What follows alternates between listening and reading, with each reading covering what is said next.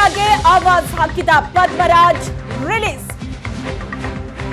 ಗೋಪಾಲಯ್ಯಗೆ ಜೀವ ಬೆದರಿಕೆ ಹಾಕಿದ ಪದ್ಮರಾಜ್ಗೆ ಜಾಮೀನು ಸಿಕ್ಕಿದೆ. ಗೋಪಾಲಯ್ಯಗೆ ಜೀವ ಬೆದರಿಕೆ ಹಾಕಿದಂತಹ ಆರೋಪದಲ್ಲಿ ಪದ್ಮರಾಜ್ ವಿರುದ್ಧ ಗೋಪಾಲಯ್ಯ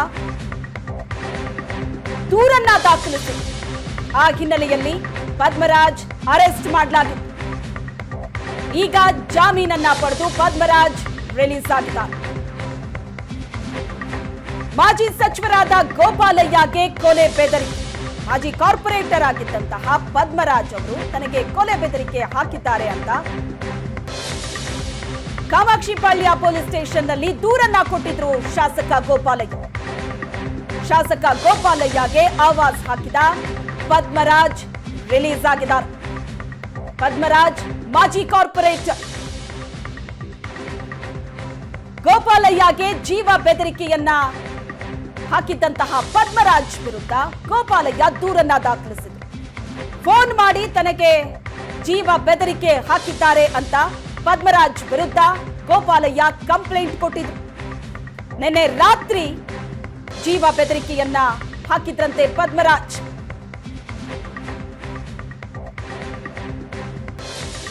ಈ ಹಿಂದೆ ಶಾಸಕ ಗೋಪಾಲಯ್ಯ ಅವರ ಜೊತೆಗಿದ್ದಂತಹ ಪದ್ಮರಾಜ್ ವಿಧಾನಸಭೆ ಚುನಾವಣೆಗೂ ಮುನ್ನ ಕಾಂಗ್ರೆಸ್ ಸೇರಿದ್ರು.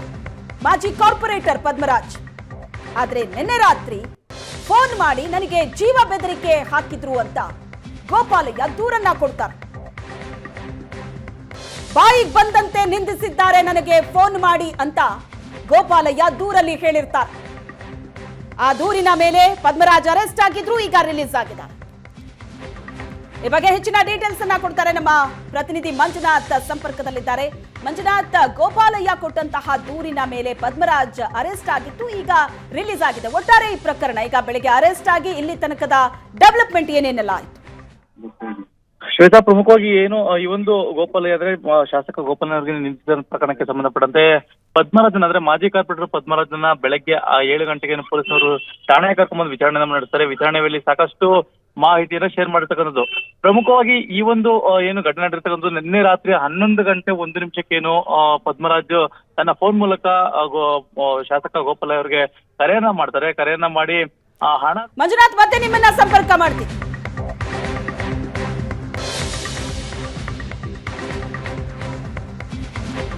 ಗೋಪಾಲಯ್ಯ ವಿರುದ್ಧ ಪದ್ಮರಾಜ್ ಸಿಟ್ಟಾಗಿದ್ದು ಯಾಕೆ?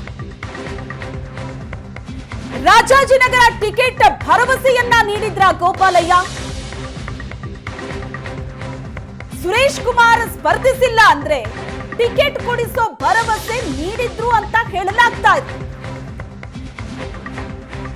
ಈ ಭರವಸೆಯ ಮೇರೆಗೆ ರಾಜಾಜಿನಗರದಲ್ಲಿ ಪದ್ಮರಾಜ್ ಸಾಕಷ್ಟು ಖರ್ಚು ಮಾಡಿದ್ರಂತೆ.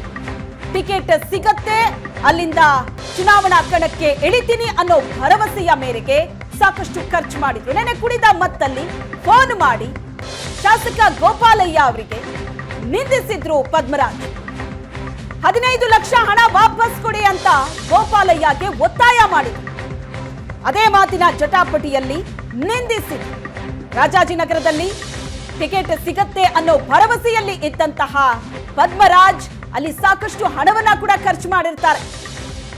ಅದೇ ಸಿಟ್ಟಲ್ಲಿ ಈ ಬೆಳವಣಿಗೆ ನಡೀತಾ. ಹಾಗಾದ್ರೆ ಪದ್ಮರಾಜ್ ಗೋಪಾಲಯ್ಯ ಅವರ ಜೊತೆಗಿದ್ದಂತವರು ಈ ಹಿಂದೆ ವಿಧಾನಸಭೆ ಚುನಾವಣೆಗೂ ಮುನ್ನ ಕಾಂಗ್ರೆಸ್ ಅನ್ನ ಸೇರ್ತಾರೆ ಪದ್ಮರಾಜ್. ಆದ್ರೆ ಅದಾದ ನಂತರ ಏನಾಯ್ತು?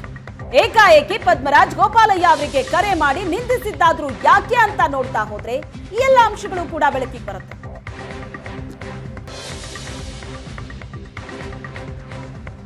ಇವಾಗ ಹೆಚ್ಚಿನ ಡೀಟೇಲ್ಸ್ ಕೊಡ್ತಾರೆ ನಮ್ಮ ಪ್ರತಿನಿಧಿ ಮಂಜುನಾಥ್ ಸಂಪರ್ಕದಲ್ಲಿದ್ದಾರೆ. ಮಂಜುನಾಥ್, ಈ ಹಿಂದೆ ಪದ್ಮರಾಜ್ ಗೋಪಾಲಯ್ಯ ಇಬ್ರು ಕೂಡ ಜೊತೆಗಿದ್ದವರು, ಆದ್ರೆ ಈಗ ಏಕಾಏಕಿ ಫೋನ್ ಮಾಡಿ ಈ ತರ ನಿಂದಿಸಿದ್ದು ಯಾಕೆ ಅನ್ನೋ ಪ್ರಶ್ನೆ ಬರುತ್ತೆ. ಅದರ ಜೊತೆಗೆ ಈಗ ಪದ್ಮರಾಜ್ಗೆ ಜಾಮೀನು ಸಿಕ್ಕಿದೆ ಅಂತ, ಸೊ ಈಗೇನು ಕೋರ್ಟ್ ಕರ್ಕೊಂಡು ಹೋಗ್ತಿದ್ದಾರೆ ಅನ್ನೋ ಮಾಹಿತಿ ಸಿಗ್ತಾ ಇದೆ. ಏನಾಗ್ತಿದೆ?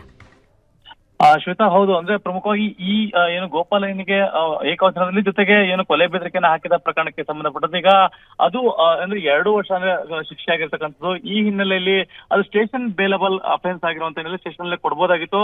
ಆ ಘಟನೆ ಸಂಬಂಧ ಸ್ವಲ್ಪ ತೀವ್ರ ಸ್ವರೂಪವನ್ನು ಪಡ್ಕೊಳ್ಳುವಂತ ಹಿನ್ನೆಲೆಯಲ್ಲಿ ನನಗೆ ಹೆಚ್ಚುವರಿಯಾಗಿ ಏನು ಭದ್ರತೆಯನ್ನ ಕೊಡಬೇಕು ಅಂತ ಗೋಪಾಲನರು ಕೂಡ ಸ್ಪೀಕರ್ ಅನ್ನ ಕೂಡ ಮನವಿ ಮಾಡ್ಕೊಂಡಿರ್ತಕ್ಕಂಥದ್ದು, ಮತ್ತೆ ಠಾಣೆಗೆ ಕೂಡ ದೂರನ್ನ ಕೊಟ್ಟಿದ್ದಾರೆ. ಈ ಹಿನ್ನೆಲೆಯಲ್ಲಿ ನ್ಯಾಯಾಲಯದ ಮೂಲಕ ಹೋಗಿ ಅಲ್ಲಿ ಬೇಲನ್ನ ಪಡ್ಕೊಳ್ಳುವಂತ ಸಾಧ್ಯತೆಗಳು ಹೆಚ್ಚಾಗಿರ್ತದೆ. ಅಲ್ಲಿಗೆ ಈಗ ಹಾಜರುಪಡಿಸ್ತಾರೆ ಕೋರ್ಟ್ಗೆ. ಅಲ್ಲಿ ಕೋರ್ಟ್ ನಲ್ಲಿ ಜಡ್ಜ್ನ ಮೂಲಕ ಏನು ಬೇಲನ್ನ ಪಡ್ಕೊಳ್ಬಹುದು.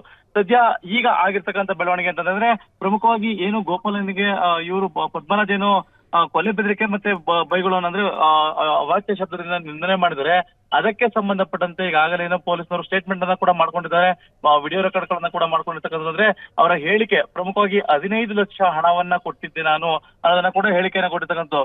ಇದು 15 ಲಕ್ಷ ಹಣ ಯಾಕೆ ಕೊಟ್ಟಿದ್ದು ಅನ್ನೋದನ್ನ ಕೂಡ ಪೊಲೀಸರು ವಿಚಾರಣೆ ಮಾಡುವಂತ ನಿಟ್ಟಿನಲ್ಲಿ ಕೂಡ ಮುಂದಾಗಿದ್ರು. ಅದರಲ್ಲಿ 2 ರೀತಿಯ ಹೇಳಿಕೆಗಳನ್ನ ಕೂಡ ಕೊಟ್ಟಿರ್ತಕ್ಕಂಥದ್ದು. ಒಂದು ನನಗೆ ಏನು ಕಾಮಗಾರಿಗೆ ಸಂಬಂಧಪಟ್ಟಂತೆ ಟೆಂಡರ್ ನ ಕೊಡುವ ವಿಚಾರಕ್ಕೆ ಇವತ್ತು ಹಣವನ್ನು ಕೊಟ್ಟಿದೆ ಅಂತ ಹೇಳಿದ್ದು. ಮತ್ತೊಂದು, ನನಗೆ ಇಲ್ಲಿ ಅಂದ್ರೆ ಸುರೇಶ್ ಕುಮಾರ್ ರಾಜನಗರ ಸುರೇಶ್ ಕುಮಾರ್ ನಿಲ್ಲದೆ ಹೋದ್ರೆ ಅಲ್ಲಿ ನನಗೆ ಸೀಟ್ ಕೊಡ್ತೀನಿ ಅಂತ ಕೂಡ ಭರವಸೆಯನ್ನ ಕೊಟ್ಟಿದ್ರು. ಹಾಗಾಗಿ ಹಣವನ್ನ ಕೊಟ್ಟಿದೆ ಅನ್ನೋದನ್ನ ಕೂಡ ಈಗ ಸ್ಪಷ್ಟನೆ ಕೊಟ್ಟಿರ್ತಕ್ಕಂಥದ್ದು. ಇದಕ್ಕೆ ಸಂಬಂಧಪಟ್ಟಂತೆ ಕೂಡ ಸ್ಟೇಟ್ಮೆಂಟ್ ಅನ್ನ ಪಡ್ಕೊಂಡು ಈಗಾಗಲೇ ಏನು ಕೋರ್ಟ್ ನತ್ತ ಕರೆದೊಯ್ದಿರ್ತಕ್ಕಂಥದ್ದು. ಶ್ವೇತಾ,